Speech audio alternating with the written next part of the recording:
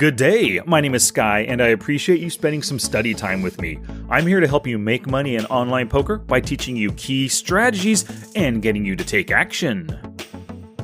So I've been looking forward to bringing you this episode for quite some time now because making poor losing river calls, it's a problem that all of us have, and it's a huge leak that we need to address as soon as possible. And that's what I'm going to help you do with this episode. We're going to learn to make winning river calls and some smarter laydowns. To help you learn from this episode and to get the most from your study time with it, first, whip out that poker journal. Excuse me while I whip this out. And then go to the show notes page, smartpokerstudy.com/pod459 for note-taking help. And don't miss the fall sale at thepokerforge.com. Right now, get your first month for $20. Each month after that is 50% off the current rate. This is a crazy deal. It's actually your favorite deal that I'm bringing back. And so go to thepokerforge.com right now to join the Poker Forge for the #1 micro-stakes cash game online poker training site in the world. Okay, no more talk. Let's get to river calling. Gambate! Woohoo! I'm a college man! I won't need my high school diploma anymore! I am too smart! I am too smart! I am too smart! I am too smart! S-M-R-T! I mean S-M-A-R-T! So how many times have you heard someone say, I know you've got it, but I call? Yeah, we've heard that hundreds of times from other players. What do you think in your head when you hear somebody say this? It's probably something like, then why are you calling? It's obvious you're beat. You know you're beat, so you should just save those chips and fold right now. Of course, we don't say this aloud because we're happy that players make losing calls like that. It boosts our profits. However, I want you to right now be honest with yourself. Have you ever said this? I know you've got it, but I call. Now, I know that I have dozens, if not hundreds of times, but I'm always striving to make winning river calls, and I'm striving to fold when I know I'm beat. And I want to help you do the exact same thing today. So we're going to start this off by seeing how much you are winning or potentially losing when you're making river calls. So if you're on your home computer or your poker playing computer, I guess I should say, open your Poker Tracker 4 database and run a specific filter. Very simple filter. Go to Actions and Opportunities on the river and turn on any call. This is going to filter for calling the first bet, calling a donk bet, calling a float bet, calling the third raise, whatever it is, any river call, run that filter. So take a look at your win rate. What is it? Hopefully it's a positive win rate. But for many players, you're going to find a negative win rate. Sometimes it can be as bad as negative 1,000 big blinds per 100 hands, or even worse than that. Now, a lot of people are going to tell you that being a slightly losing player when calling rivers, that's okay. It's acceptable. For example, if your win rate is negative 500 big blinds per 100 hands, that means you lose on average 5 big blinds with every river call you make. So they're going to reason something like, you commit on average 10 big blinds through the streets before the river. After you call, you end the hand on average with only losing 5 big blinds. This means your river calls are saving you 5 big blinds. Good work! Now I'm going to tell you, I think that's the wrong way to look at it.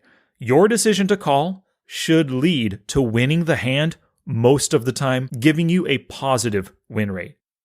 I know that you are not calling to lose less. Nobody calls with the idea in their mind. They're not saying to themselves, well, this call, it's going to lose me less in the long run. Nope. We call rivers to win the hand, so we shouldn't be satisfied with a losing win rate. So why do we make losing river calls, especially when we know we're beat? Most often, we have a one-pair hand, and we hope we're good. We hope he's bluffing, we hope he's betting a weaker hand, we hope he didn't just river his flush, and maybe we hope that he wasn't betting trips the entire way. Losing river calls are the most expensive mistakes in poker. This is when the pot's the biggest, so a bad river call, it's worse than a bad pre-flop call, a bad flop, or a bad turn call. So why do you call the river with a top pair hand or just any one pair hand when you know you're beat? I think there are 4 reasons why you call, and they're all related to emotion. So reason number 1 is that you don't want to be bluffed. It sucks getting bluffed. You pull off bluffs all the time. And because of this, there's some hopeful part of you that believes your opponent also bluffs all the time. But here's the truth of the matter. Most of your bluffs are made pre-flop, on the flop, or on the turn. And they get progressively fewer as the hand goes on. You and your opponents bluff the river the least often. Let's see how often you bluff the river. You're still on your Poker Tracker 4 computer, I imagine. Run another filter for simply bet river. Now go through every single hand and calculate the percentage of bluffs that you made. Now I went through my database, I did this for 2 months, and I came back with 96 river bets. I went through all of them, and I counted 8 bluffs. Yeah, less than 10% of my river bets were actual bluffs, and I broke it down. 4 were weak pairs, 1 was an ace high, and 3 were no pair hands. So it's pretty obvious I'm a value-oriented river bettor, and most other tight aggressive players are this way, as are loose aggressive and recreational players. Most players, if you think about the hand that they hold at the river, they're often happy just checking and maybe calling instead of betting because they have a weaker showdown-worthy hand and they have missed draws or they have a weak second pair kind of hand. So if they're betting, it's most likely for value. Now, reason number 2 that we make losing river calls, it's because you feel you are pot committed. So you've put money in the pot on the first 3 streets, and you still think of that money that you already put in as your money, and you're just not going to give up on it. But here's the truth of the matter. The money in the pot, it's no longer yours. The only way the pot should affect your decisions is when you are calculating some form of poker math like break-even calling point math. Let's give a quick example, right? If the final pot is 20 big blinds and your opponent bets 10 big blinds, you need to win the pot 25% of the time just to break even with your call. And all break-even math is, it's just the risk divided by total reward.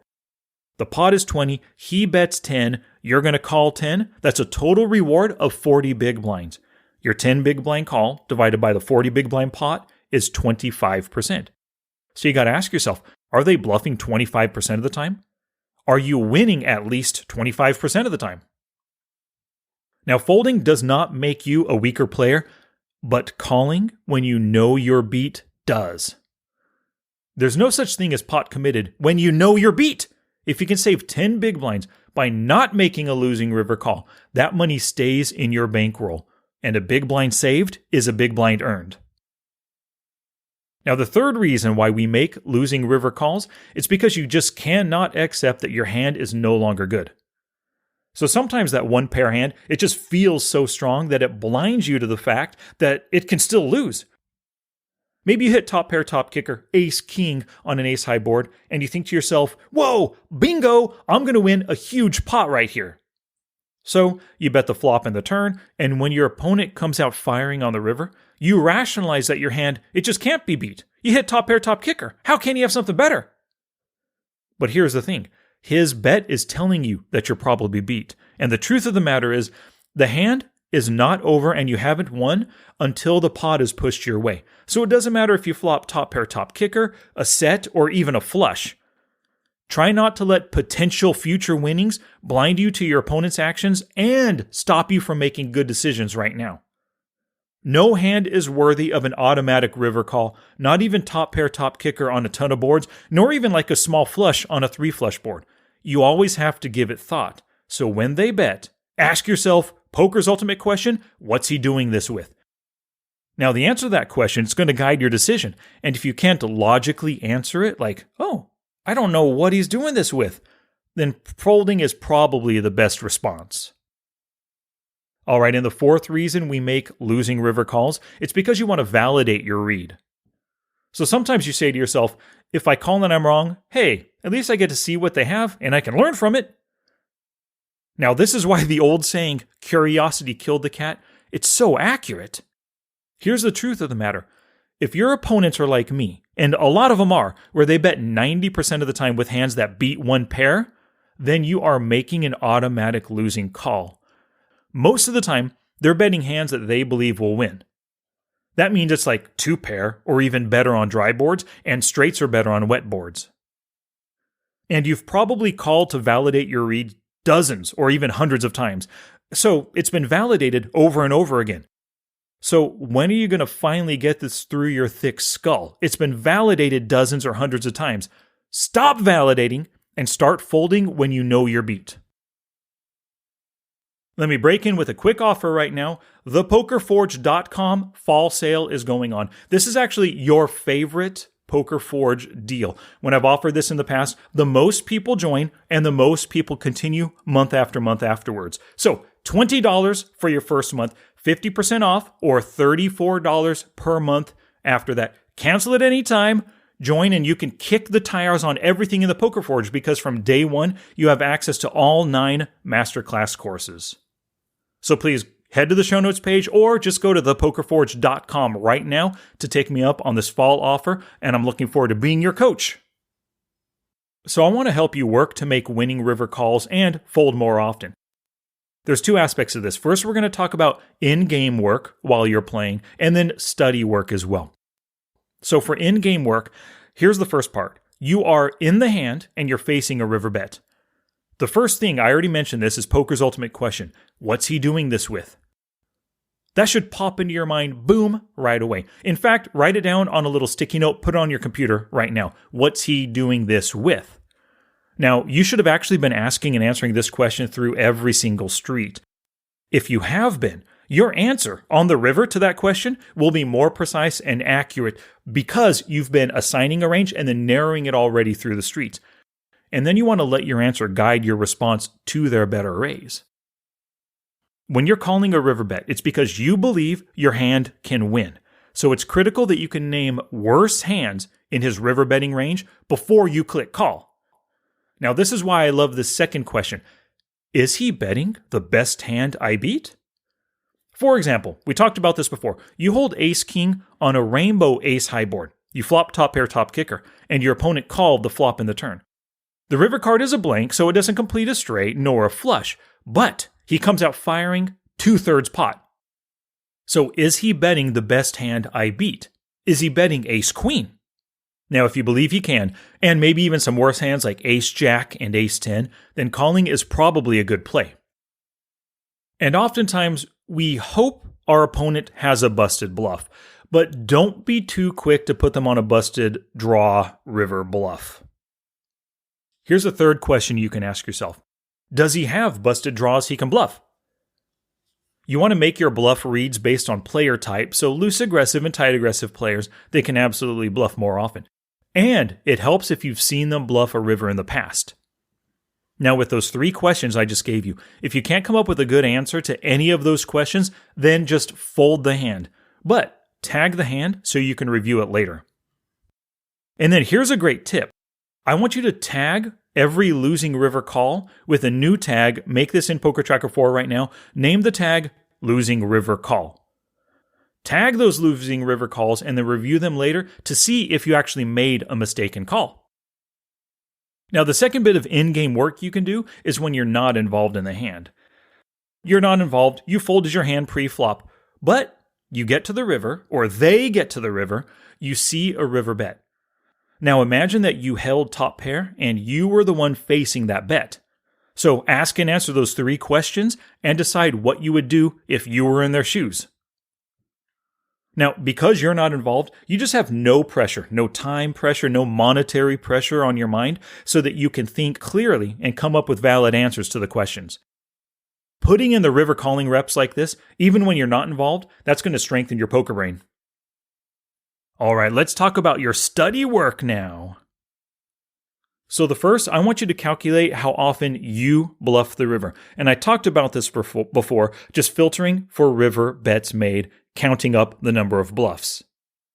Seeing this percentage for yourself will help it get through your thick skull that river bets and raises are mostly made with better than top pair hands. Now, the second bit of study work, review your tagged river calling hands. As you've been playing, you've been tagging hands. Well, pull open those hands, review them. When you review the hands, though, I want you to do it with Flopzilla Pro or Equilab or some kind of equity calculating software, and make sure you put your opponent on a pre-flop range of hands, and then ask and answer those 3 questions when you're facing that river bet. By looking at their pre-flop range of hands, it's going to help you answer those questions a little bit better. Also, do a full hand reading exercise with one losing river call per day. And of course, as you're doing all these hand reviews, take notes of the mistakes you made in your poker journal so you can work to not repeat them and improve your river calling win rate. Challenge! Here's my challenge to you for this episode. Spend the next 7 days with a river calling focus. Do those action steps that I just mentioned for in-game and study work. At the end of your 7 days, pull up your river calling win rate again to see your progress. And good luck to ya. Oh, that's it now. Get out there and be somebody. Go write a book.